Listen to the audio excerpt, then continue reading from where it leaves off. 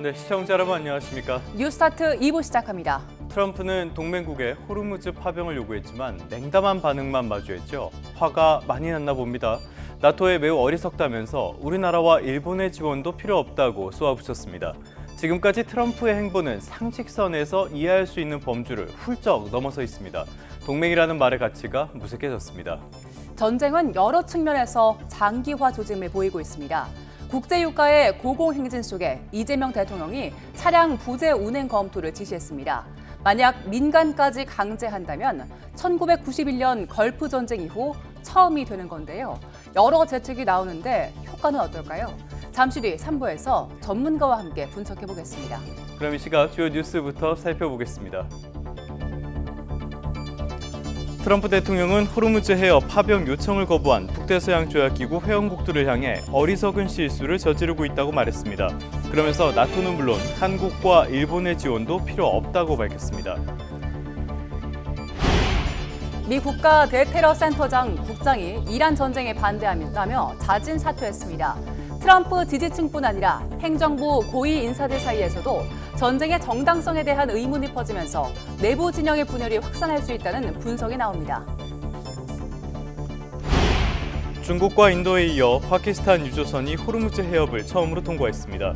이란이 호르무즈 해협 선별 통제 전략을 본격화하고 있다는 분석이 나옵니다. 이스라엘군이 이란의 안보수장인 알리 라리자니 최고 국가안보회의 사무총장을 표적 공습으로 제거했다고 밝혔습니다. 이란은 걸프 주변국 미군 자산을 겨냥한 공격을 이어가고 있습니다. 이재명 대통령이 중동 위기로 인한 경제 충격에 대비하기 위해 전쟁 주경을 신속히 편성하라고 지시했습니다.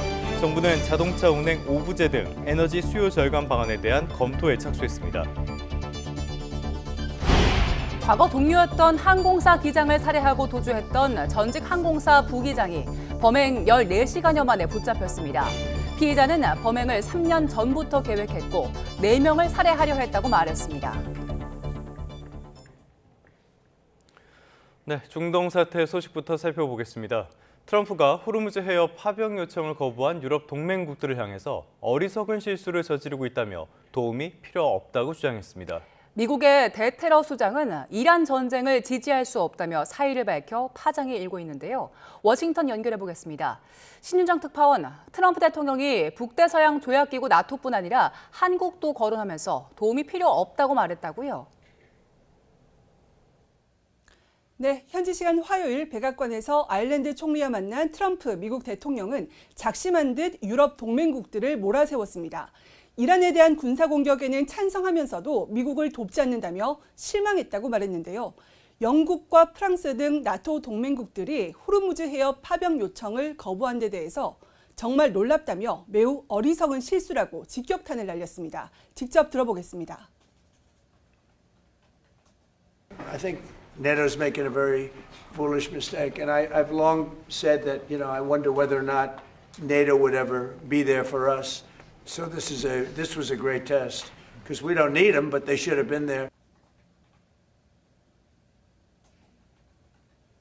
이에 앞서 SNS에서는 이란에 대한 군사작전이 큰 성공을 거뒀다면서 더 이상 나토의 지원이 필요하지도 원치도 않는다면서 일본과 호주, 한국도 마찬가지라고 썼습니다. 그러면서 이번에는 이런 행동은 놀랍지도 않다며 미국이 필요할 때 그들은 아무것도 하지 않을 것으로 생각해 왔기 때문이라고 말했습니다. 선뜻 지원 요구에 응하지 않는 동맹국의 분노와 좌절감 등 혼란스러운 감정을 잇따라 표한 건데요. 트럼프의 최측근인 린지 그레이엄 상원 의원은 트럼프가 엄청나게 화가 난 상태라면서 이렇게 화난 건 본 적이 없다고 전하기도 했습니다. 트럼프의 심기가 상당히 불편하다는 것을 알리면서 유럽 동맹의 호르무즈 해협 군사 지원을 촉구하려는 취지로 보입니다. 역시 트럼프와 친한 미 연방 하원 의장 역시 같은 날 동맹국의 도움을 요청하기도 했는데요. 직접 들어보겠습니다. We ask our allies to step up and acknowledge that reality and help us out. I think that's a very reasonable proposal. 트럼프 대통령이 한중일 등 5개국을 콕 집어 파병을 요청한 지 단 3일 만에 필요 없다고 말을 바꾸면서 직접적인 파병 압박이나 다국적 연합군 구성 계획은 변동될 수 있어 보입니다. 다만 측근과 미 의회 요구가 이어지면 행정부 내부에서 다시 파병이나 비용 분담 요구가 되살아날 가능성은 남아 있어 보입니다. 트럼프 대통령은 이 밖에도 이란 전 종전 시점과 관련해서 아직 철수할 준비는 되지 않았지만 가까운 미래에 철수할 것이라고 답했고, 호르무즈 해협 봉쇄가 풀리는 시점에 대해서는 그리 오래 걸리지는 않을 것이라고 답했습니다. 방중 일정에 대해선 5주에서 6주 뒤에 회담을 할 것이라고 덧붙여서 4월 말쯤 미중 정상회담 개최 가능성을 시사했습니다. 네, 확실히 어제의 트럼프와 오늘의 트럼프는 완전히 다른 사람 같은데요. 트럼프 행정부 내외 고위 당국자가 이번에 전쟁 목적에 대한 회의감으로 사의를 표명했다고요. 네, 그렇습니다. 조 켄트 미 국가대테러센터 국장이 오늘 SNS에서 양심상 이란에서 진행 중인 전쟁을 지지할 수 없다면서 사의를 밝혔습니다. 켄트 국장은 이란은 미국의 즉각적인 위협이 되지 않았고, 우리가 이 전쟁을 시작한 건 이스라엘과 이스라엘의 미국 내 강력한 로비에 의한 압박 때문이 분명하다고 지적했습니다. 그러면서 자신은 11차례 전투에 파병된 참전 용사이자 아내를 전쟁에서 잃은 유족이라면서 트럼프 대통령을 향해 누구를 위한 전쟁인지 숙고해달라고 요청했습니다. 트럼프 대통령이 지난달 28일 이란에 대한 군사 공격을 시작한 뒤 트럼프 행정부 고위 당국자가 자진 사임 의사를 밝힌 건 처음입니다. 트럼프 대통령은 이에 대해서 나간 게 다행이라면서 사임 사유로 밝힌 이란이 즉각적인 위협이 아니란 주장이 사실과 다르다고 반박했습니다. 트럼프 대통령의 발언 들어보시죠. But I always thought he was weak on security, very weak on security. It's a good thing that he's out because he said that Iran was not a threat. Iran was a threat. 백악관 캐롤라인 레빗 대변인도 성명을 내고 이스라엘의 영향 아래 트럼프가 이란전에 나섰다는 주장은 모욕적일 뿐 아니라 웃기는 주장이라고 강하게 반발했습니다. 미국 언론들은 켄트 국장이 트럼프 대통령의 열성적인 지지자였다는 점에서 진영 내부의 분열과 불안감을 보여주는 일로 평가하고 있습니다. AP통신은 이란에 대한 무력 사용의 정당성에 대한 의문이 트럼프 공화당 고위직 인사까지 번졌음을 보여준다고 짚었습니다. 워싱턴 포스트는 익명을 요구한 행정부 관리가 모두가 지긋지긋한 일에 지쳤다고 말했다면서 이란 전쟁에 대한 회의적인 분위기가 퍼지고 있다고 전했습니다. 지금까지 워싱턴에서 YTN 신윤정입니다. 이란의 안보수장격인 알리 라리자니 최고 국가안보회의 사무총장이 이스라엘군의 표적 공습에 사망한 것으로 전해졌습니다. 이스라엘 카츠 국방부 장관은 참모총장으로부터 이란의 최고 국가안보회의 사무총장인 라리자니와 이란의 준군사 조직인 바시지의 수장 솔리마니가 어젯밤에 살해 사살됐다는 보고를 받았다고 밝혔습니다. 트럼프 미국 대통령이 이란의 장기간 재건이 어려울 정도의 확실한 타격을 가해야 한다고 주장했습니다. 트럼프 대통령은 현지 시간 17일 의회에서 열린 미할 마틴 아일랜드 총리와의 오찬 행사에서 이란전 상황과 관련해 지금까지 발생한 피해를 복구하는 데 10년이 걸릴 거라고 말했습니다. 이어 자신은 이것을 조금 더 영구적으로 만들어야 한다고 생각한다며 그래야 다른 어떤 대통령도 이런 일을 겪지 않을 것이기 때문이라고 밝혔습니다.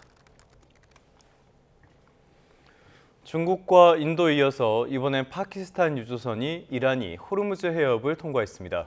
이란이 호르무즈 해협 선박 통행을 선별적으로 허용하고 있는 상황에서 오해로인 푸자이라 항구에 대해선 연일 공세 압박을 높이고 있습니다.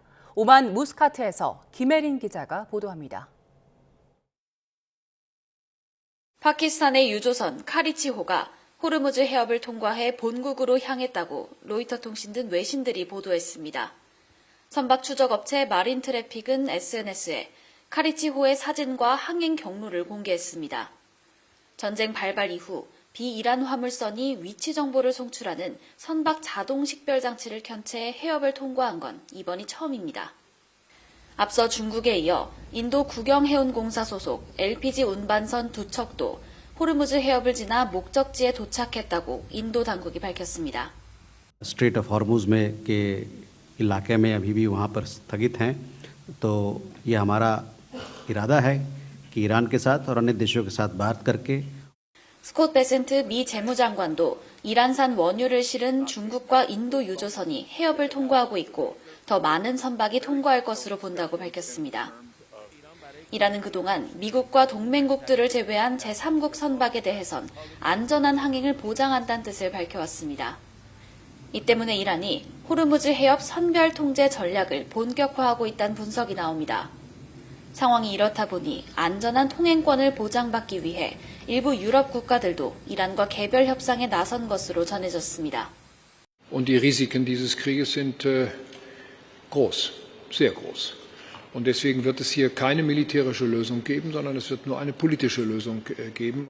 동시에 이란은 호르무즈 해협을 거치지 않고 원유를 실어 나를 수 있는 우회로 푸자이라 항구에 대해 파상 공세를 퍼붓고 있습니다. 지난 14일 첫 공세에 전날부터 연이틀 푸자이라 원유시설과 석유산업단지에 드론 공격을 퍼부었습니다. 선별적 유화책과 우회로 공세를 병행해 봉쇄 효과를 극대화하려는 의도로 보입니다. 이란은 미국 편에 서지 않는 국가에 물길을 열어주겠다는 메시지를 노골적으로 던지고 있습니다. 미국의 압박에 균열을 내기 위해 통항권을 무기로 편가르기에 나선 모습입니다. 오만 무스카트에서 YTN 김혜린입니다. 이란이 주변 걸프 국가들을 무차별 공격하고 있는데요. 유독 아랍에미리트가 집중 타격을 받았습니다. 이란에 전쟁을 걸어온 이스라엘보다 오히려 더 많은 미사일과 드론이 날아들었는데 그 배경이 뭔지 김종욱 기자가 보도합니다. 거대한 연기 기둥이 하늘을 뒤덮습니다. 봉쇄된 호르무즈 해협을 피해 원유 제품을 수출할 수 있는 이 항구는 최근 며칠 새 숨 돌릴 틈 없이 드론이 날아듭니다. 여기뿐 아니라 금융 중심지와 공항, 호텔, 유전까지 아랍에미리트 곳곳이 연일 이란의 공습에 쑥밭이 됐습니다. 정작 이란의 전쟁을 건 이스라엘보다 더 많은 미사일, 드론 공격을 받았습니다. So it's very hard to think about mediation when you're engaged in deterring over 1,800 projectiles that have been aimed, for example, the vast majority have been aimed at the United Arab Emirates, over 60%. 미군의 전진기지라는 게 공격 명분이지만 미군 시설이 이곳에만 있는 건 아닙니다. 진짜 이유는 상업 허브와 주요 군사 자산이 밀집해 적은 비용으로 최대 혼란을 일으키기에 가장 효과적인 곳이라는 분석이 나옵니다. 중동의 교통, 금융, 물류 중심지이자 가장 안전하다는 명성에 투자자와 관광객이 몰리는 곳을 강하게 때려 미국, 이스라엘의 선제 공격이 중동 전체 안보, 경제를 파괴할 수 있다는 가장 뚜렷한 사례를 보여주려 했다는 겁니다. 실제로 중동에서 분쟁이 나면 부유층 도피처 역할을 하며 오히려 경기가 살아났던 모습은 찾아볼 수 없고 부자들과 관광객은 중동의 뉴욕을 앞다퉈 탈출해야 했습니다.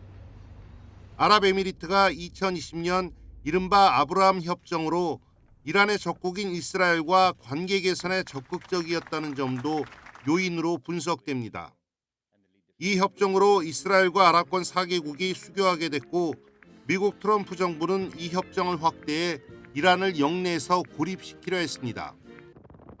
이란의 공격에 생명줄인 에너지 시설과 원유 공급이 무너진 걸프 국가들은 이젠 뭔가 결단해야 할 시점.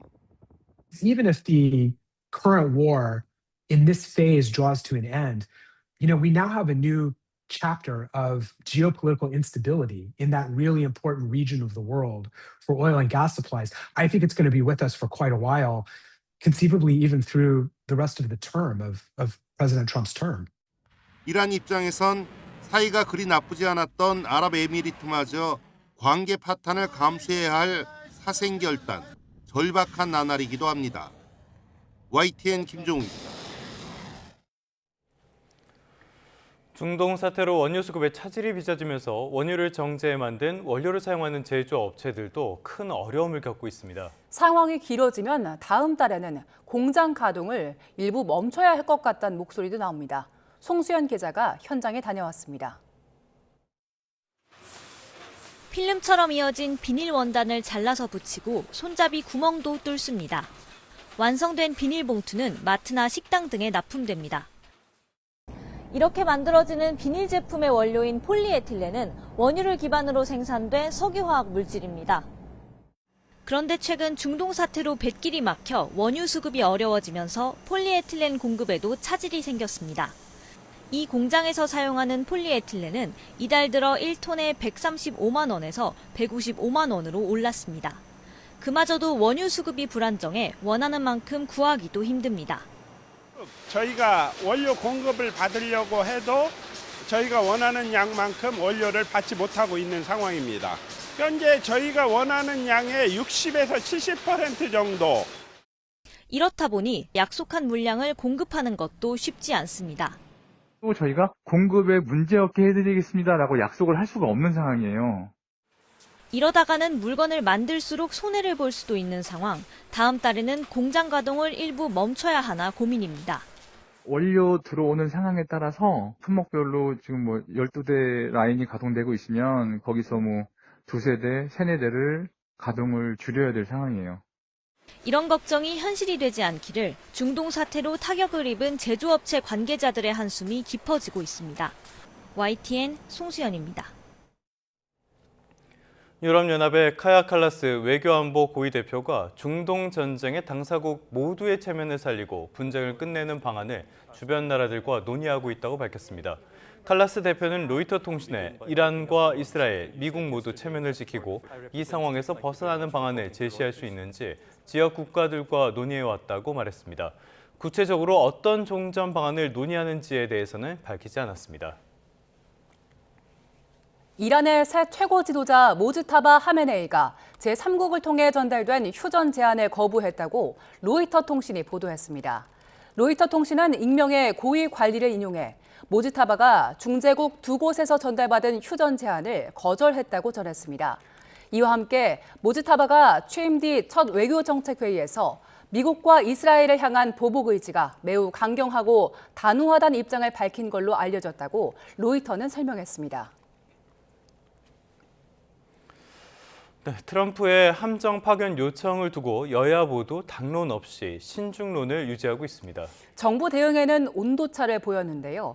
여권에선 파병에 반대 기류가 강했고 야권은 선명한 입장 대신 최근 방미길에 올랐던 김민석 총리를 겨냥했습니다. 박희재 기자의 보도입니다. 트럼프 미국 대통령의 함정 파견 요청에 국회는 정부 표정부터 살폈습니다. 전날 마코 루비오 국무장관과 통화한 조현 외교장관을 향해 공식 요청이 온 건지 질문이 쏟아졌지만 조 장관은 말을 아꼈습니다. 문서가 없다고 해서 그것이 아니라고 할 수도 없고 지금 현재로서는 답변 드리기가 참 곤란하다는 말씀을 드립니다. 요청 성격이 호르무즈 해협에 발이 묶인 우리 측 선박에 대한 단순한 호위인지 파병인지에 따라 국회 개입 여부가 달라진다는 해석도 나왔습니다.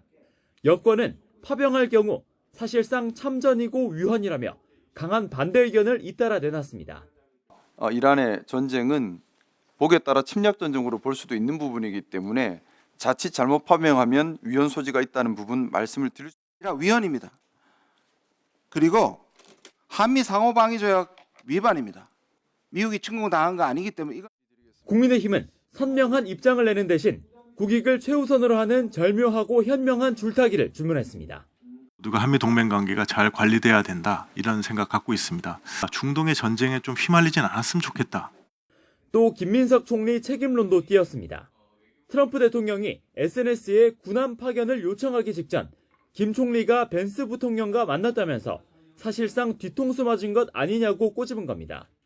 총리가 회담한 다음 날 트럼프 대통령이 호르무즈 해협에 군함을 파견한다, 해달라, 이렇게 요구를 했단 말이죠.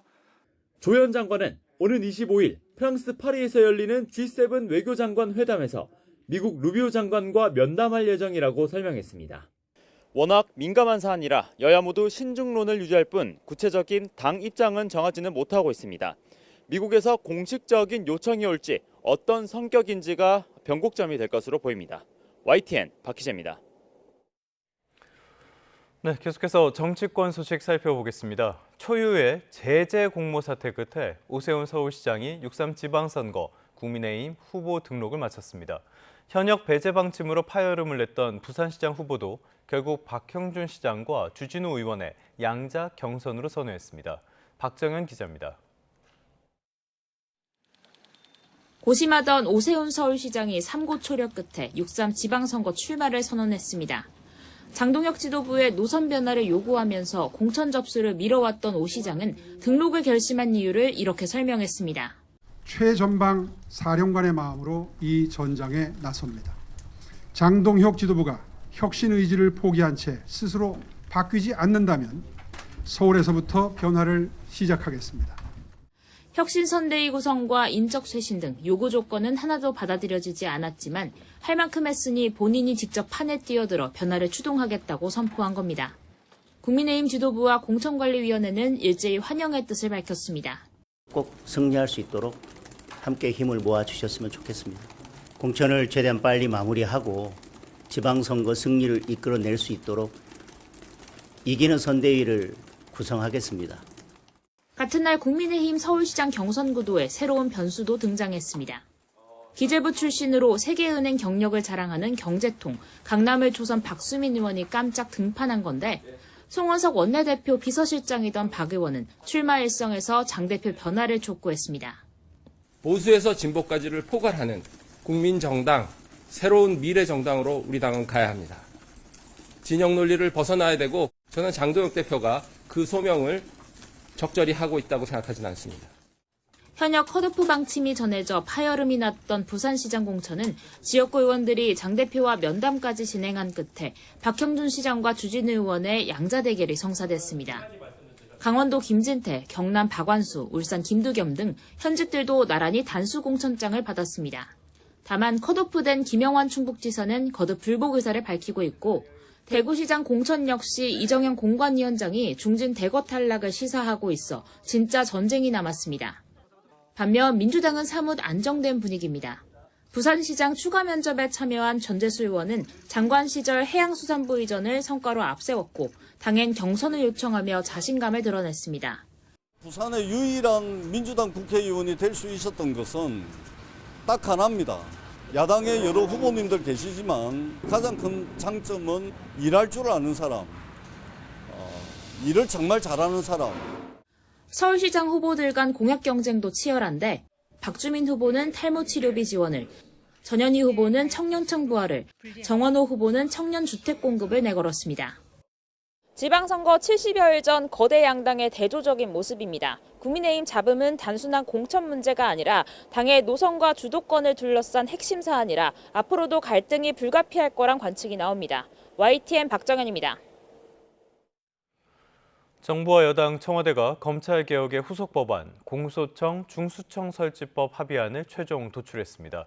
공소청 검사의 권한을 대폭 줄인 게 눈에 띄는데요. 더불어민주당은 내일 본회의에 법안을 상정한다는 방침입니다. 강민경 기자입니다. 이재명 대통령이 직접 교통정리에 나서자 지난하던 여권의 검찰개혁 논쟁은 속전속결, 순식간에 정리됐습니다. 정청래 대표는 당정청이 긴밀히 논의했다고 거듭 강조하며 정부안을 대폭 수정한 공소청 중수청법 협의안을 소개했습니다. 하나된 당정청 협의안을 도출했음을 국민들께 보고드립니다. 혹시 모를 공소청 검사의 수사 개입의 다리를 끊었습니다. 수사와 기소의 완전한 분리라는 이재명 대통령이 강조한 대원칙을 더욱 엄격히 적용해 공소청과 중수청이 동등한 조직이 되도록 손봤다는 게 정 대표의 설명입니다. 공소청 검사가 우회적으로도 수사 지휘를 하지 못하도록 관련 조항을 도려내고 검사의 직무 범위도 시행령이 아닌 법률로 못 박아 추후 확장할 가능성을 원천 차단했다는 겁니다. 특별사법경찰 지휘 감독권도 없앴는데 결국 헌법에 명시된 검찰총장 명칭을 놔둔 것 외에는 사실상 강경파의 주장을 대폭 수용했다는 분석이 나옵니다. 올 가을 공소청과 중수청이 제대로 출범할 수 있을 때까지 조국 혁신당의 호평까지 끌어낸 민주당은 의원총회에서 수정안을 당론으로 채택한 뒤 소관 상임위 심사에 돌입하며 법안 처리 작업에 박차를 가했습니다. 19일 날 본회의에서 법을 통과시키고 사법정의의 새 장을 열도록 하겠습니다. 공소 취소 거래설로 여권이 쪼개진 상황에서 빠르게 봉합에 나선 셈인데 다만 내홍의 불씨가 완전히 꺼지지 않았다는 해석도 있습니다. 지방선거 뒤로 미루기로 한 검찰개혁의 마지막 퍼즐, 보안 수사권을 둘러싸고 민주당과 정부 입장이 여전히 평행선이라는 게 무시할 수 없는 대목입니다. 이번 조정안은 개혁의 끝이 아닌 시작입니다. 향후 입법 과정에서 수사 기소 분리 원칙을 반드시 관철시킬 것입니다. 이런 가운데 국민의힘은 공소 취소 거래설의 진상 규명이 필요하다며 특검 추진을 당론으로 정했고 정성호 법무부 장관에 대한 탄핵도 추진하기로 했습니다. 국민의힘은 공소청 중수청법이 상정되면 필리버스터도 진행한다는 방침이지만 의석수 부족이라는 현실적 한계를 고려하면 여론전의 기능밖에 수행하지 못할 걸로 보입니다. YTN 강민경입니다. 정작 당사자인 검찰은 침묵을 지키고 있습니다. 이미 큰 틀이 정해진 만큼 목소리를 내도 반영되기 어렵다는 무력감과 함께 보안 수사권 같은 주요 쟁점이 남아있다는 점이 영향을 미쳤을 것이라는 해석이 나옵니다. 이준엽 기자입니다. 공소청법과 중수청법의 당정청 최종 합의안에서 검사의 권한은 정부안보다 줄어들었습니다. 검사의 특별사법 관리에 대한 지휘 감독권이 사라졌고 영장 관련 지휘권, 수사 중지권, 직무 배제 요구권 등이 모두 삭제됐습니다. 이에 대해 검찰은 별도 공식 입장을 내지 않았습니다. 정식 창구인 법무부와 소통하며 엇박자를 내지 않겠다는 취지로 풀이됩니다. 검찰 내부에서는 법안 내용에 회의적인 분위기도 감지되지만 공개 반발은 의미가 없을 거란 자조 섞인 목소리도 있습니다. 한 고검검사급 검사는 YTN에 특사경에 대한 지휘권이 폐지되면 특사경이 범죄에 능수능란한 이들에게 휘둘릴 것이라 우려했습니다. 그러면서도 목소리를 내더라도 반영될 것이냐는 측면에 대한 회의감이 크다고 내부 기류를 설명했습니다. 또 다른 고검검사급 검사도 이미 검찰청 폐지라는 대전제 아래 후속 논의가 이뤄지고 있어서 개별적인 의견을 내기 쉽지 않다고 전했습니다.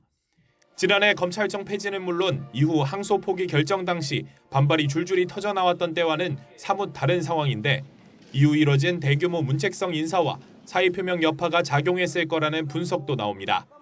또 아직 공소청 검사에 대한 보안수사권 부여 등 핵심 쟁점 논의가 진행 중이라는 점 역시 침묵에 영향을 줬을 거라는 관측도 있습니다. YTN 이준엽입니다. 이재명 대통령이 최근 우원식 국회의장의 개헌 제안과 관련해 정부 차원에서도 준비할 것을 지시했습니다. 야당의 주장을 반영해 5.18과 함께 부마 항쟁 정신도 헌법 전문에 같이 넣으면 좋겠다고 말하기도 했습니다. 정인용 기자입니다. 이재명 대통령이 국무회의에서 개헌을 화두로 던졌습니다. 앞서 우원식 국회의장이 여야 합의가 쉬운 사안부터 단계적 개헌을 추진하자고 제안한 점을 언급하며 정부 차원의 준비를 주문했습니다. 특히 야당의 주장도 수용했으면 좋겠다며 부산과 마산에서 박정희 정권의 유신 독재 체제에 대항해 일어난 부마 항쟁을 얘기했습니다. 야당에서 5.18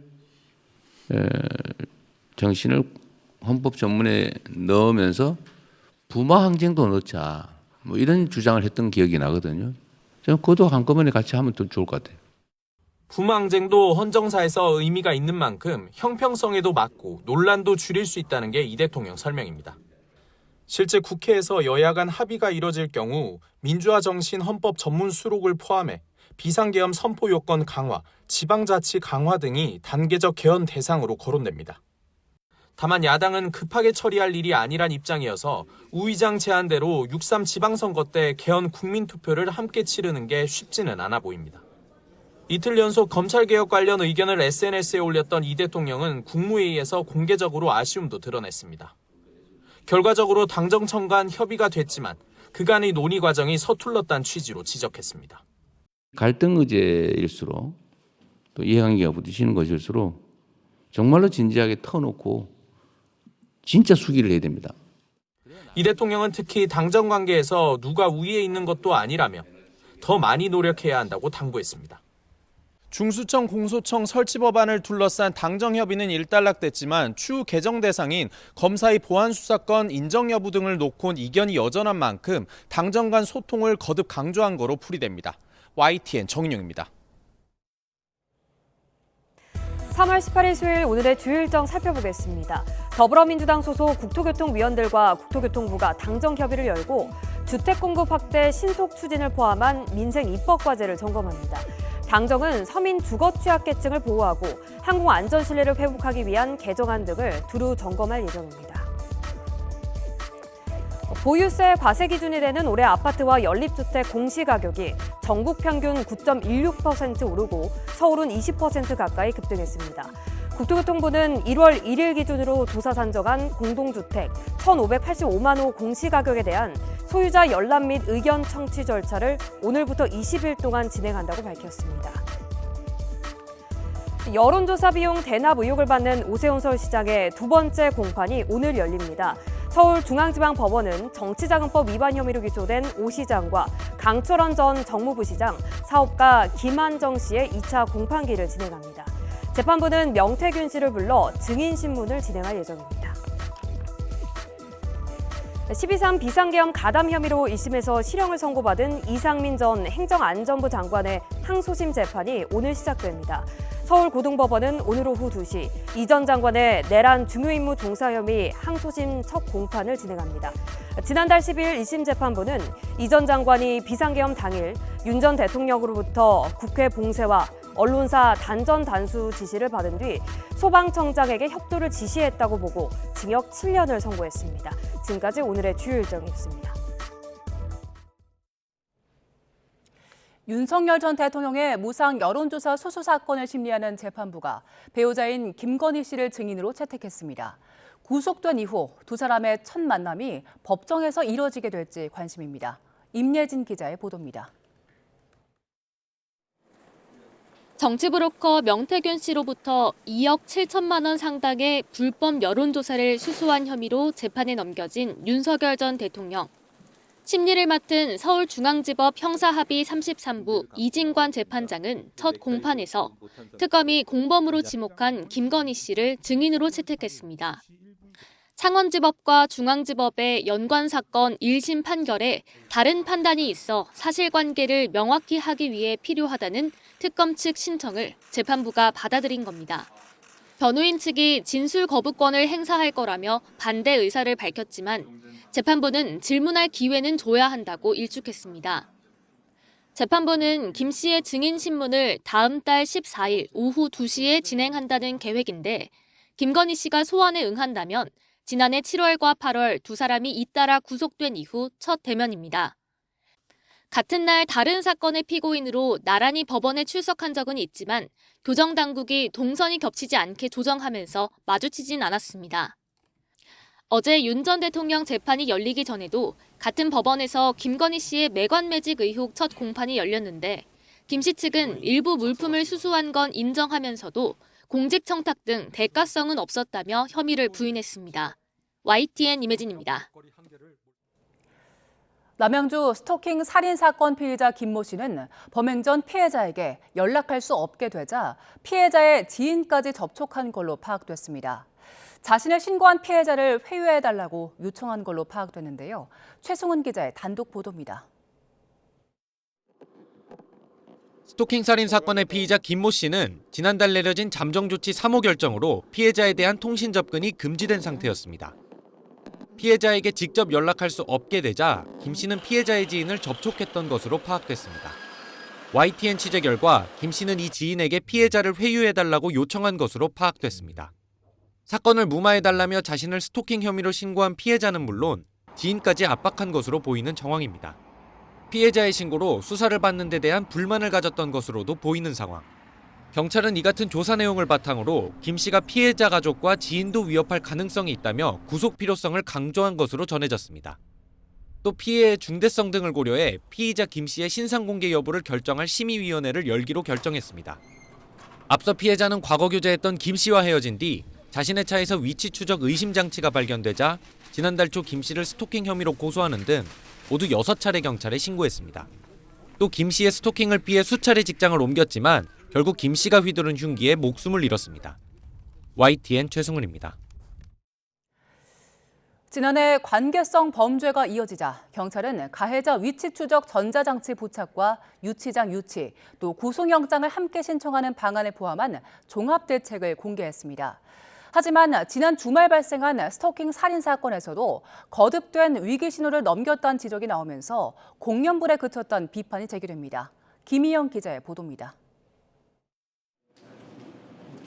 지난해 여름 경기 화성 동탄과 의정부, 울산과 대구, 대전 등지에서 스토킹 등 관계성 범죄가 잇따르자 경찰 수장이 고개를 숙였습니다. 소중한 생명을 지키지 못한 점을 뼈아픈 통찰의 계기로 삼아 고위험 관계성 범죄 대응에 이후 경찰은 이른바 관계성 범죄 종합대책을 발표했습니다. 전자발찌와 유치장 유치, 구속영장을 함께 신청해 격리를 강화하는 게 경찰의 자체 추진 과제 가운데 가장 첫 번째였습니다. 또 처음 신고를 받을 때부터 이전 피해 내용을 파악하고 재범 위험성을 평가하도록 했습니다. 그러나 대국민 약속은 7개월 만에 사실상 공연불이 됐습니다. 남양주에서 스토킹 끝에 숨진 피해자는 지난해부터 무려 6차례에 걸쳐 피해 사실을 알렸습니다. 하지만 가해자에게 전자장치를 부착해 피해자에게 가까워지면 경보가 울리게 하는 잠정 조치는 신청되지 않았습니다. 경찰은 가해자를 격리할 수 있는 잠정 조치 사호와 구속영장 신청을 위해 보강 수사 중이었다고 해명했습니다. 그러는 사이 피해자는 목숨을 잃었고 경찰 스스로 격리 필요성을 인정하면서도 늑장 대응에 피해를 키웠다는 지적이 나옵니다. 경찰청은 경기 북부경찰청에 1차 감찰 내용을 넘겨받아 관할 경찰서가 사건을 적절하게 처리했는지 들여다보고 있습니다. YTN 김희영입니다. 오늘 나오실 때는 우산 챙기셔야겠습니다. 현재 서쪽 지역부터 비가 내리기 시작했는데요. 오늘 늦은 오후까지 대부분 지역에 5에서 30mm 정도의 봄비가 내리겠고요. 제주 산간에는 최대 60mm의 비가 예상됩니다. 비의 양이 적어서 먼지가 완전히 해소되지는 못하겠습니다. 오늘도 중서부 지역은 종일 초미세먼지 농도가 짙게 나타나겠고 오전에 서울과 경기 남부 지역은 매우 나쁨 수준까지도 오르겠습니다. 비구름이 이불 역할을 하면서 오늘 아침은 어제보다 4, 5도 정도 높게 출발하고 있습니다. 서울이 8도, 대구 7.3도, 울산은 8.6도로 출발하고 있고요. 반면 낮 기온은 서울이 11도, 대구 12도, 부산 14도에 그치며 어제보다 5에서 7도 정도 낮겠습니다. 당분간 일교차 큰 봄 날씨가 이어지겠고 먼지가 탁한 곳이 많겠습니다. 날씨였습니다. 이 시각 주요 뉴스입니다. 트럼프 대통령이 호르무즈 해협 파병 요청을 거부한 북대서양 조약기구 회원국들을 향해 어리석은 실수를 저지르고 있다고 주장했습니다. 그러면서 나토는 물론 한국과 일본의 지원도 필요 없다고 밝혔습니다. 미 국가 대테러센터 국장이 이란 전쟁에 반대한다며 자진 사퇴했습니다. 트럼프 지지층뿐 아니라 행정부 고위 인사들 사이에서도 전쟁의 정당성에 대한 의문이 퍼지면서 내부 진영의 분열이 확산할 수 있다는 분석이 나옵니다. 중국과 인도에 이어 이번엔 파키스탄 유조선이 호르무즈 해협을 처음으로 통과했습니다. 이란이 호르무즈 해협 선별 통제 전략을 본격화하고 있다는 분석이 나옵니다. 이재명 대통령은 중동 위기로 인한 경제 충격에 대비하기 위해 전쟁 추경을 신속히 편성하라고 지시했습니다. 정부는 자동차 운행 오부제 등 에너지 수요 절감 방안에 대한 검토에 착수했습니다.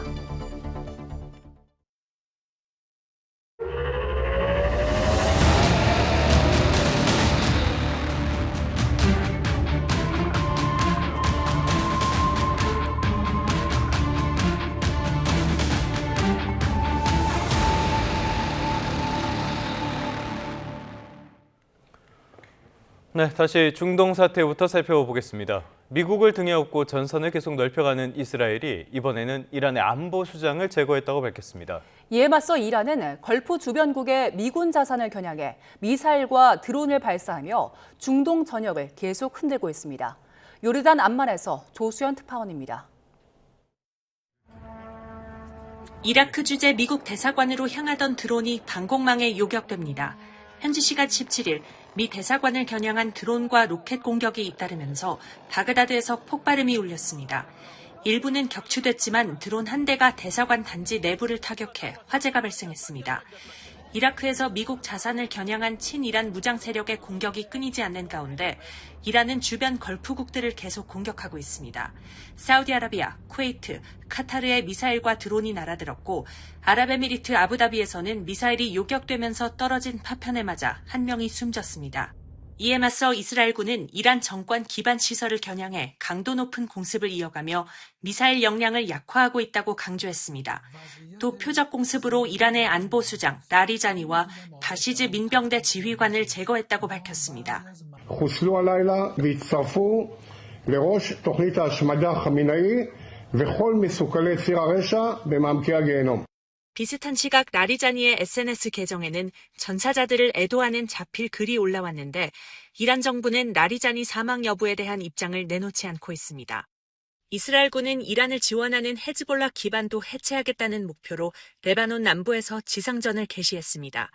헤즈볼라는 더 많은 정예부대 전투원을 투입하고 하루에 로켓 수백 발을 발사하며 작전을 확대하고 있습니다. 전쟁이 벌써 3주차로 접어든 가운데 이제 막 본격화한 이스라엘군의 레바논 지상전이 장기화할 가능성도 제기되고 있습니다. 암만에서 YTN 조수연입니다. 네, 이번엔 미국의 대테러 업무를 총괄하는 고위 당국자가 이란 전쟁에 찬성할 수 없다면서 자진 사퇴했습니다.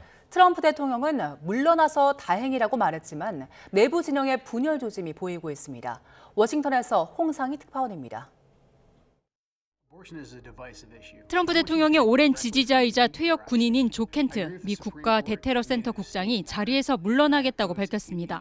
사임의 이유는 양심상 이란 전쟁을 지지할 수 없다는 것. 이란과 전쟁을 할 만한 즉각적인 위협이 없었다고 강조했습니다. 미국이 전쟁을 시작한 건 이스라엘과 그들의 미국 내에서의 로비 단체 때문이라고 주장했습니다. 트럼프 대통령에게 보낸 서한에서 켄트 국장은 2기 행정부 초기 이스라엘 고위 관료 등이 미국 우선주의를 훼손하고 이란과의 전쟁을 조장했다고 비판했습니다. 지난 2019년 시리아에서 폭탄 테러로 아내를 잃은 켄트 국장은 미국인이 전쟁에서 싸우다 죽게 하는 걸 지지할 수 없다며 트럼프 대통령에게 종전을 촉구했습니다. 트럼프 대통령은 켄트 국장을 잘 모른다면서도 이란은 분명한 위협이었다고 반박했습니다. I always thought he was weak on security, but I realized that it's a good thing that he's out because he said that Iran was not a threat.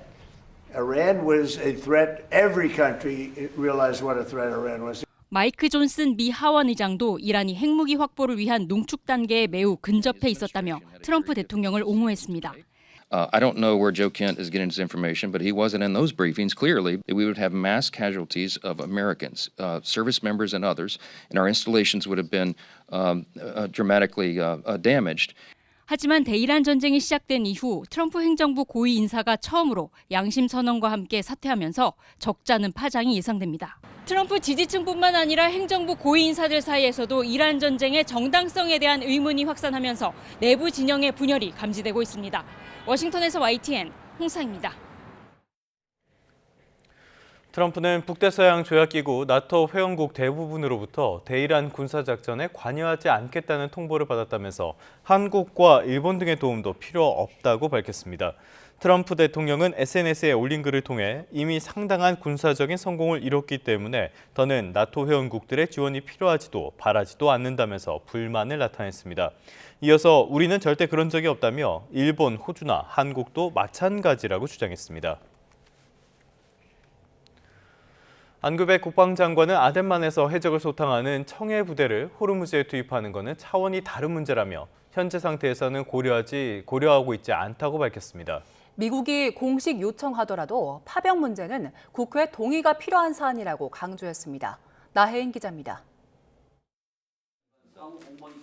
국회 국방위원회에 출석한 안규백 국방장관은 트럼프 대통령이 SNS로 요구한 군함 파견을 미국 정부의 공식 요청으로 보지 않는다고 말했습니다. 요청이 오더라도 청해부대 투입은 고려하지 않고 있다고 선을 그었습니다. 수행하는 임무와 보유한 전력이 실제 전쟁이 벌어진 호르무즈 해협 상황과는 맞지 않는다는 겁니다. 아덴만 일원에 나가 있는 청해부대는 우리 상선 보호와 해적 퇴치가 주 미션이기 때문에 호르무즈 해협은 실질적 전쟁 상황 아니겠습니까? 다른 전력을 보내는 것 역시 국익과 국민 안전을 고려해야 하고 헌법에 따라 국회의 동의가 필요한 사안이란 점을 분명히 했습니다. 해군은 이지스함 파견을 결정해도 준비 기간을 포함해 한 달 이상 시간이 걸린다고 설명했습니다. 안 장관은 중동 사태 이후 주한미군 전력이 반출됐는지는 여전히 함구하면서도 유의미한 변화는 없다고 거듭 강조했습니다. 일부의 미세 조정은 있을지 모르지만은 여러 가지 주요 자산에 대해서는 변화가 없다는 말씀을 재차 확인해 드립니다. 다만 중동 사태를 교훈 삼아 우리 방공 체계를 확충할 준비를 하고 있다고 설명했습니다.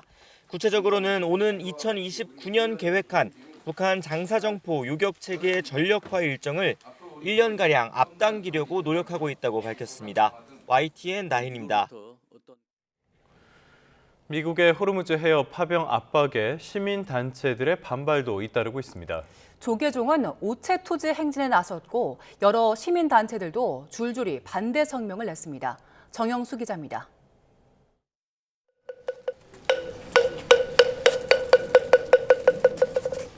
조계사 스님들이 호르무즈 해협에 대한 우리 군의 파병에 반대하며 오체 투지 행진에 나섰습니다. 조계사에서 미국 대사관까지 1km가 넘는 거리를 한 걸음 한 걸음 나아가며 정부의 파병 거부를 촉구했습니다. 전쟁을 멈추면 될 것을 왜 군함을 파견하랍니까? 정부도 미국의 무모한 요구를 거절해야 할 것입니다. 특히 보복의 악순환을 멈춰야 한다며 미국은 공습을 멈추고 이란도 맞대응을 중단해야 한다고도 강조했습니다. 종교계뿐 아니라 시민사회단체와 노동계에서도 반대 목소리가 나왔습니다. 경제정의 실천 시민연합은 성명을 통해 한반도 방위와는 관련이 없는 전쟁에 우리 군이 연루되는 일은 막아야 한다고 주장했습니다. 공공운수노조도 파병은 세계 평화에 이바지해야 한다는 헌법을 정면으로 위반하는 것이라고 강조했습니다. 중동 사태가 장기화하고 있는 가운데 시민단체들은 향후 1인 시위와 기자회견을 포함해 지속적으로 파병 반대 목소리를 내겠다고 예고했습니다. YTN 정영수입니다. 이번 이란 전쟁 이후 미국 내 물가는 치솟고 고용은 나빠지고 있습니다. 경기는 나쁜데 물가는 오르는 이른바 스태그플레이션 우려가 커지면서 연방준비제도의 고심도 깊어지고 있습니다. 뉴욕에서 이승윤 특파원입니다. 이란 전쟁으로 유가와 환율이 오르면서 뉴욕과 서울을 왕복하는 항공편에 4월부터 40만 8천 원의 유류 할증료가 추가됩니다. 유가와 환율이 더 오르면 인플레이션 우려는 고조될 수밖에 없습니다. 설상가상으로 지난달 미국의 일자리는 전월 대비 9만 2천 명 줄었고 실업률도 4.4%로 오르는 등 고용시장도 약해지고 있습니다. 물가 인상과 성장 둔화가 동반된 스태그플레이션이 우려되는 상황에서 연방준비제도는 금리를 놓고 고심에 들어갔습니다. 시장에선 금리 동결을 기정사실로 보고 있는데 고금리가 유지되면 기업 입장에선 비용이 올라갈 수밖에 없어 뉴욕 증시엔 악재가 될 전망. 투자자들은 연방공개시장위원회 FOMC 위원들의 금리 전망이 담긴 점도표와 제롬 파월 연준 의장의 기자회견에 주목하고 있습니다. 특히 국제유가가 브렌트유 기준으로 $100를 넘어선 시점에서 파월 의장이 인플레이션과 경제 성장에 대해 어떤 언급을 할지가 초미의 관심사입니다. The thing that would really shift is if they feel enough pressure to start thinking about a hike. 금리를 올리면 경기 위축을 불러올 수 있고 내리면 치솟는 유가에 기름을 부어 물가 관리가 통제 불능이 될 수 있어 연준은 고심 중입니다. 연준이 이란 전쟁으로 완전 고용과 물가 관리 책무 사이에서 서로 다른 방향의 압력을 받는 상황에서 파월 의장은 경제 지표를 토대로 신중한 판단을 강조할 것이란 분석이 힘을 얻고 있습니다. 뉴욕에서 YTN 이승윤입니다. 치솟은 국제유가에 다음 달부터 국제선 유류 할증료가 3배 넘게 뛰어오릅니다. 계획하던 해외 방문은 어떻게 해야 할지 고민하는 분위기도 역력합니다. 중동 지역 영공의 불안한 상황으로 여객과 화물 운송 모두 답답하게 막힌 상태가 이어지고 있습니다. 정현우 기자의 보도입니다. 인천국제공항 출국장, 여행을 앞둔 탑승객들 표정엔 기대감이 가득합니다. 다만 다음 달 예고된 항공편 가격 상승을 생각하면 앞으로 여행을 갈 수 있을지가 걱정입니다. 중동 사태로 치솟은 싱가포르 항공유 가격이 4월부터 반영돼 국내 항공사의 국제선 유류 할증료가 3배 넘게 뛰기 때문입니다. 특히 장거리 왕복 노선 탑승객의 경우 할증료를 최대 60만 원 넘게 내야 합니다. 네, 보통 해외 갈 때는 자주 이용하고 있습니다. 회사 입장에서나 저 개인적으로도 어차피 사비를 쓰는 경우가 있기 때문에 조금 부담은 될 것 같습니다. 문제는 그전부터 이미 중동 사태로 국제항공편 가격은 계속 오르는 추세를 보였다는 사실입니다. 전쟁이 시작된 지난달 28일 인천 출발 런던 파리 항공편 최저가는 30만 원 중후반대였지만 2주 뒤엔 2배 넘게 치솟았습니다. 여기에 유류 할증료 상승까지 겹칠 것을 생각하니 항공편을 예약할 엄두가 나지 않는다는 반응도 나옵니다. 그래도 아무래도 부담이 안 되진 않는 것 같아요. 너무 오르다 보면 그렇지 않을까요? 네, 아예 생각을 안 하거나 좀 그럴 것 같습니다. 중동 일대 영공 불안정으로 인한 우회 운항도 항공권 가격 상승의 원인으로 꼽힙니다. 두바이 공항 인근 드론 공격에 UAE 당국이 다시 한때 영공을 폐쇄하면서 인천공항으로 출발할 예정이었던 여객기도 결항됐습니다. 이렇게 중동과 인천을 잇는 항공편들은 하루 몇 편을 제외하곤 여전히 운항이 대부분 취소되는 상태입니다. 전쟁으로 답답한 건 중동 일대 항공화물 운송도 마찬가지입니다. 중동을 오가는 여행기가 적어 여기에 화물을 싣는 벨리카고도 제한될 수밖에 없고 화물 전용 항공편의 중동 정기 운항도 멈춘 상태라 연관된 수출업체들의 우려 역시 갈수록 커질 것으로 보입니다. YTN 정현우입니다. 오는 6월 북중미 월드컵 출전을 고심하고 있는 이란이 미국이 아닌 멕시코에서 경기를 치르길 원한다고 요청했습니다. 멕시코는 긍정적으로 답했지만 국제축구연맹 FIFA가 난색을 보여 실현 가능성은 낮아 보입니다. 정유신 기자의 보도입니다. 북중미 월드컵 불참을 시사했던 이란 축구협회가 대안을 제시했습니다. 공동 개최국 가운데 하나인 멕시코로 조별리그 장소를 옮겨달라고 FIFA에 공식 요청한 겁니다. 이란은 벨기에와 이집트, 뉴질랜드와 함께 G조에 속해 조별리그 3경기를 모두 미국에서 치러야 합니다. 이란 축구협회장은 미국이 이란 대표팀 안전을 보장할 수 없다고 명시한 이상 절대 미국으로 가지 않을 것이라며 이같이 밝혔습니다. 지난주 도널드 트럼프 미국 대통령은 이란 대표팀의 생명과 안전을 위해 출전이 부적절하다며 부정적인 반응을 보였습니다. فوتبالیستای ایرانی هشدار داده بشه این نشون میده که ظاهراً میزبان از ظرفیت و امکان تأمین امنیت برای 이란의 피파 랭킹은 우리보다 2계단 높은 22로 국민의 축구 열정이 강해 기권은 정권에 대한 불만으로 이어질 수 있습니다. 이란의 제안에 대해 셰인바움 멕시코 대통령은 긍정적으로 답했습니다. Con la FIFA, si es factible, porque iban a ir a Estados Unidos, si pueden realizar el torneo aquí en México. Se está viendo y en su momento lo informaríamos. 하지만 이란이 멕시코에서 경기를 치를 가능성은 크지 않아 보입니다. 오는 6월 개막까지 채 3개월도 남지 않아 경기 일정 조정이 쉽지 않습니다. 무엇보다 이란의 상대국들이 멕시코 경기 일정에 동의할지도 문제입니다. 이 때문에 FIFA 대변인은 지난해 12월 발표된 경기 일정에 따라 경기를 치르기를 기대한다며 사실상 거부 의사를 밝혔습니다. 결국 이란이 불참할 경우 예선에서 탈락한 아시아 국가들 가운데 어떤 나라로 대체할지도 관심이 쏠립니다. YTN 정신입니다.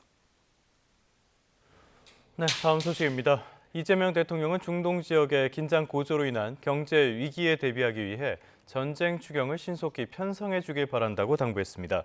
이 대통령은 정부 세종청사에서 주재한 국무회의에서 이제는 상황의 장기화를 전제로 최악의 시나리오까지 염두에 둔 대책을 마련해야 한다며 이같이 말했습니다. 이어 사상 최고의 속도로 예산을 심의하겠다는 더불어민주당 정청래 대표의 발언을 소개하며 국회도 전쟁 추경을 빨리 심사하고 집행도 신속하게 될 수 있도록 다각도로 노력해 주길 바란다고 강조했습니다. 올해 서울 아파트의 공시가격이 무려 20%가량 치솟았습니다. 이에 따라서 지난해 집값이 많이 올랐던 강남권과 한강 인접 지역 일부 아파트 소유자들의 보유세가 대폭 오를 것으로 보입니다. 차유정 기자입니다. 지난해 서울 아파트값은 부동산원이 관련 통계를 공표하기 시작한 2013년 이후 가장 많이 올랐습니다. 역대급 불장이었던 만큼 보유세 부담 우려가 커진 가운데 국토부가 1월 1일 기준으로 산정한 전국 공동주택 약 1,585만 가구의 공시가격을 공개했습니다. 전국 평균 공시가격은 9.16% 상승했고 예상대로 서울은 18.67%나 껑충 뛰었습니다.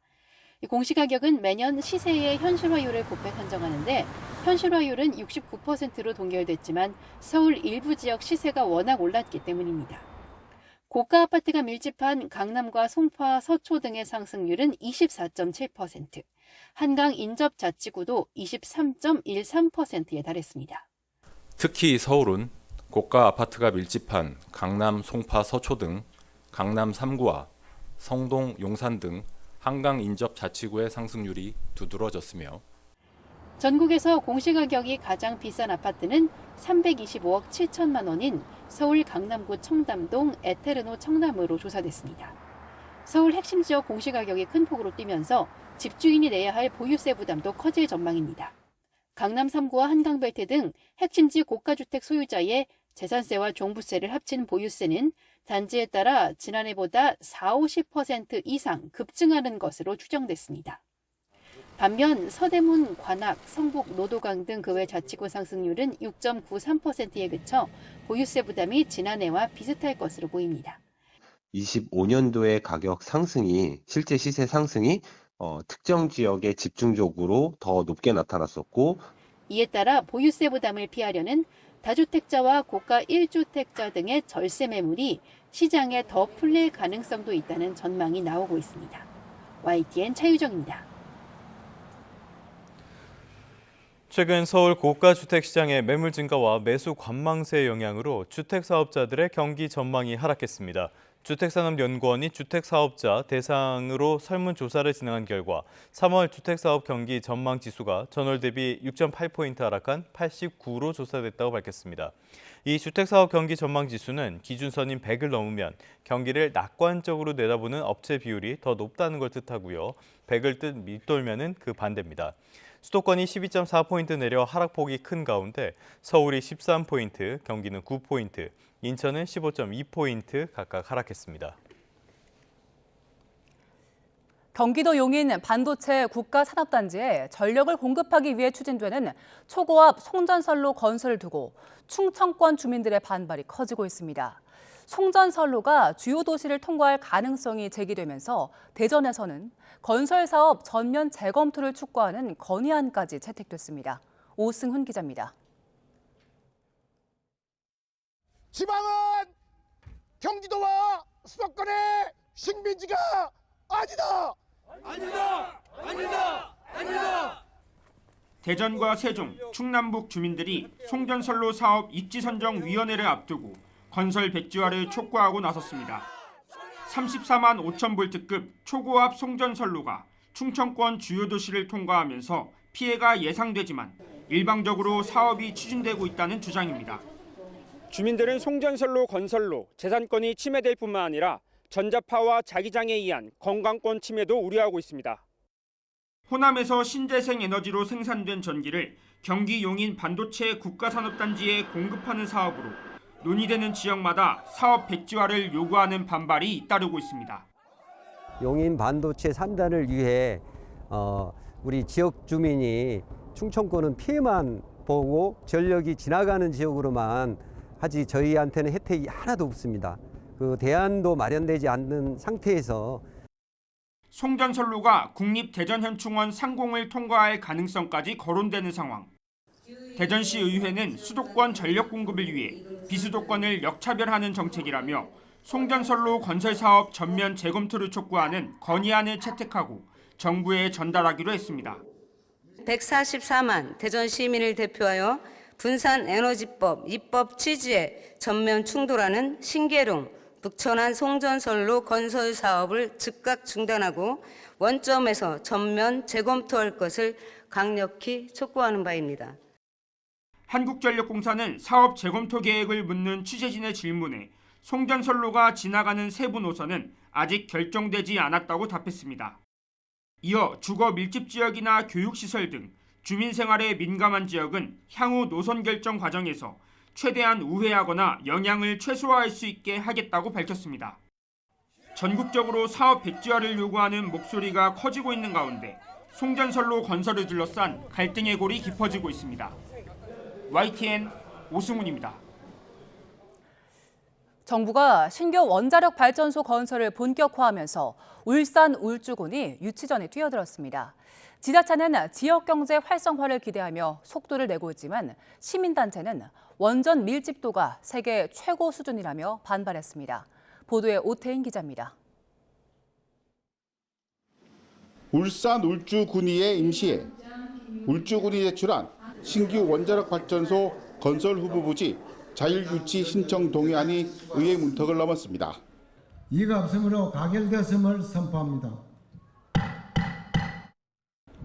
울주군은 신규 원전 건설이 국가 전력 수급 안정은 물론 지역 산업 경쟁력을 획기적으로 높일 것이라며 유치 당위성을 강조해 왔습니다. 특히 기존 원전 부지 내 유휴 공간과 송전망을 그대로 활용할 수 있어 타 지역보다 건설 비용과 기간을 대폭 줄일 수 있다는 점을 최대 강점으로 내세웠습니다. 세월 1, 2호기 운영부터 세월 3, 4호기의 건설 및 준공까지 다양한 경험을 가지고 있어서 국내 어떤 지역보다도 신규 원전 유치에 적합하다고 자부를 합니다. 하지만 유치 절차가 본궤도에 오르자 탈핵 단체들의 반발 수위도 높아졌습니다. 이들은 울산이 이미 세계 최대 규모의 원전 밀집 지역인 만큼 여기에 원전을 더 짓는 것은 시민 생명을 담보로 한 위험한 도박이라고 규탄했습니다. 또 지자체와 의회가 눈앞의 지원금과 정치적 실리에 눈이 멀어 안전 문제를 외면하고 있다고 비판했습니다. 조율성으로 통과된 동의안을 근거로 진행되는 모든 부지 선정 절차에 대해 대응과 물리적 저지투쟁을 멈추지 않을 것이다. 울주군과 한수원, 정부를 상대로 중단 없는 신규 원전 반대 운동을 전개해 나갈 것이다. 정부의 제11차 전력수급 기본계획에 따라 현재 신규 원전 유치에 나선 곳은 울산 울주군과 경북 영덕군 두 곳입니다. 일부 주민과 시민단체의 거센 반발 속에 정부가 어느 지역에 손을 들어줄지 관심이 쏠리고 있습니다. YTN 오태인입니다.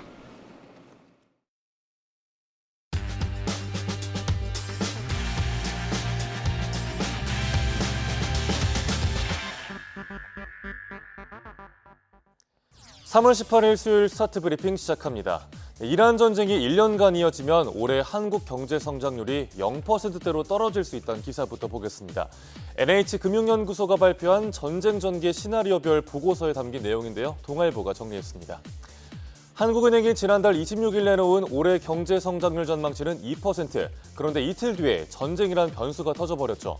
전쟁이 1년 동안 이어지면 물가는 오르고 소비와 투자가 위축되는 그림을 피하기 어렵다는 전망입니다. 정부의 정책도 전쟁 장기화에 대비한 시나리오 중심으로 바뀔 걸로 보입니다. 고일가로 물가 상승이 심해지면 기준금리 인하도 어려워질 거고요. 이건 미국도 마찬가지 상황입니다. 평균 국제유가가 배럴당 $100일 때 올해 성장률은 최소 0.3%포인트 하락할 거란 분석도 나왔습니다. 고유가와 고환율, 고물가가 맞물리는 3구 쇼크에 맞닥뜨릴 수 있는 건데요. 경기 침체 속 물가는 오르는 스태그플레이션 우려도 커지고 있습니다. 다음 경향신문 기사는 최근 일주일 새 거래 대금과 비투가 확 줄어든 주식시장 이야기입니다. 횡보하는 코스피에 개미 투자자들의 피로도가 커진 걸로 보입니다. 3월 첫째 주만 해도 롤러코스피 소리가 나올 정도로 주식시장은 급등락을 보였죠. 그런데 일주일 새 코스피 거래대금이 하루 평균 48조 원에서 27조 원으로 절반 가까이 뚝 떨어졌습니다. ETF 일평균 거래대금도 35조 원에서 19조 원으로 줄어들었습니다. 전반적으로 첫째 주와 달리 둘째 주에 투자 자체가 크게 위축된 건데요. 과열 우려가 나오던 비투도 눈에 띄게 적어졌고요. 역대급 변동성 장세에서 투자자들의 피로도가 커지는 건 자연스러운 현상이라는 분석입니다. 어제 코스피는 전날보다 1.63% 올라 장을 마쳤었는데 오늘 시장 흐름은 어떨지 지켜보시죠. 끝으로 볼 한국일보 기사는 청소년 사이에서 유행하는 환각 놀이 확산에 창고형 약국이 일조했다고 꼬집었습니다. 약물 과다 복용을 뜻하는 OD는 수면 유도제와 진통제를 한 번에 수십 알씩 복용해서 환각을 경험하는 행위인데요. 청소년 사이에서 일종의 놀이처럼 유행하고 있습니다. 문제는 마트에서 쇼핑하듯 약을 쉽게 살 수 있는 창고형 약국이 청소년들의 약물 공급처가 됐던 겁니다. 약사가 따로 증상을 확인하거나 복약 상담을 하지도 않습니다. 이렇게 약물을 구하기가 쉬워지면 환각놀이뿐 아니라 사해나 자살 시도 우려도 커져서 문제인데요. 의약품 중독으로 진료를 받은 10대 환자가 4년 새 40%가 늘었다고 합니다. 청소년의 의약품 구매를 제한하는 대책이 있어야 할 텐데 보건복지부와 식약처는 손을 놓고 있습니다. 엄격한 관리 기준과 규제 방안 마련이 필요해 보입니다.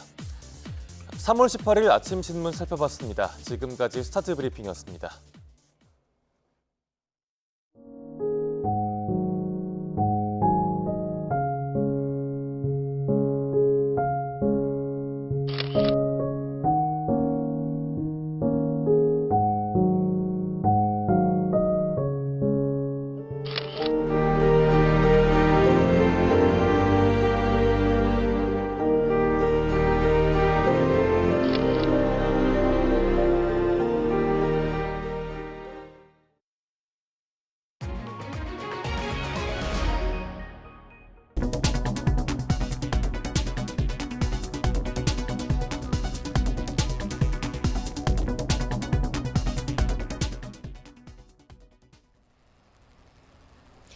오늘 나오실 때는 우산 챙기셔야겠습니다. 밤사이 서쪽 지역부터 비가 내리기 시작했는데요.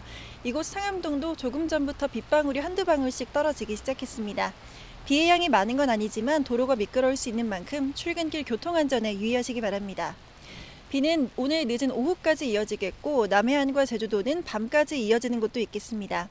그 사이 예상되는 비의 양은 대부분 5에서 30mm 정도로 많지 않겠지만 제주 산간에는 최대 60mm 이상의 비가 오겠고요. 기온이 낮은 강원 산간에는 최고 5cm의 눈이 내려 쌓이겠습니다. 비구름이 이불 역할을 하며 오늘 아침은 어제보다 4에서 5도 정도 높게 출발하고 있습니다. 서울이 8도, 대전 5.6도 보이고 있고요. 반면 낮 기온은 서울 11도, 대구 12도로 어제보다 5에서 7도가량 낮아 쌀쌀하겠습니다. 비의 양이 적어서 먼지가 완전히 해소되지는 못하겠습니다. 오늘도 중서부 지역은 종일 초미세먼지 농도가 짙게 나타나겠고 서울과 경기 남부, 충남 지역은 매우 나쁨 수준까지도 오르겠습니다.